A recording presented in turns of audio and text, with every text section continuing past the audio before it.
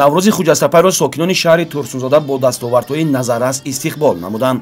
Чорабинии фарҳангии фароғатии Наврӯз бо иштироки намояндагони ҳукумати ҷумҳурии Тоҷикистон, вилояти Сурхандариёи ҷумҳурии Ӯзбекистон, касбу кори гуногун ва сокинон дар боғи Наврӯзи шаҳр баргузор гардид. намояндагони ҳукумати ҷумҳурии Тоҷикистон ва роҳбарияти шаҳри Турсунзода ба сухан баромада тамоми сокинон ва меҳмонони ҷумҳурии Ӯзбекистонро ба ҷашни Наврӯз таҳният гуфтанд. ضمن سخنرانی قید کرده شد که جشن نوروز در طول عصرها در برابر آن که بر رواج مدنیت زمینداری و زراعتکاری و باغداری و آبادگاری مساعدت نموده است، همچنین به انسانها چون فرهنگ والا عامل مهم تحکیم صلح و وحدت و توسعه نیکوکاری و خیرخواهی خدمت کرده است.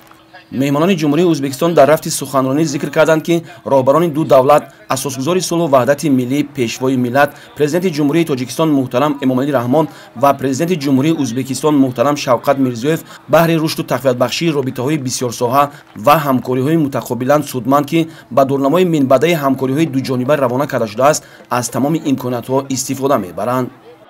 امروز مردم شهر ترسوزوده یکی از محبوبترین جشن‌های تاریخی، زیباترین جشن نیاگون، نوروز عالم‌افروز را از روی رسم و عنعنه و عرف و عادت‌های ملی جشن گرفته ایستادند. نوروز این جشن سنتی، جشن اجدادی، جشن اولادی و سال نو مردم مشرق زمین است. نوروز این استقبال نو، سعادت نو و پیروزی نو است. نوروز زیو می‌بخشد به آدمان، نور می‌آورد و صفا، تا اینکه آدمان باز یک روز خوشنود باشند و خوشبخت. باید گفت که نوروز فرخنده‌پای را ساکنان شهر ترسونزاده نیز با شکرگزاری از دوران صاحب استقلالی و شکوه شهامت خاصه تجلیل نمودند. برنامه تئاتر کننده شده شعبه فرهنگ شهر و هنرمندان شناخته جمهوری تماشابینان زیاد را جمع آورده بود. چرابین تنتنوی شعبه فرهنگ شهر ترسونزاده با پیشنهاد بهترین رقص، صحنه، سرود، موسیقی، ایجادات فولکلوری با استفاده از سنت‌های قدیمی نیاگانمان خیلی جالب و خاطرمند بود.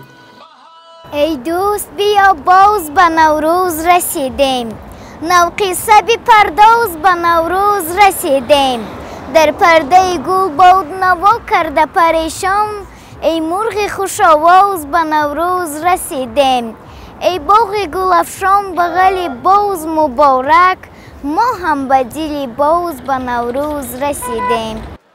ساکنان پس از تماشای برنامه رنگین کنسرتی و نمایشگاه دستان ماهر هنرمندان که تا درگاه ادامه یافت اظهار قناعتمندی داشتند. باید گفت که تجلیل جشن نوروزی در شهر و دهات ترسونزاده با رعایت سنت‌های خاص اجدادی و برگزاری مراسم‌های خیرخواهانه هنوز هم ادامه دارد.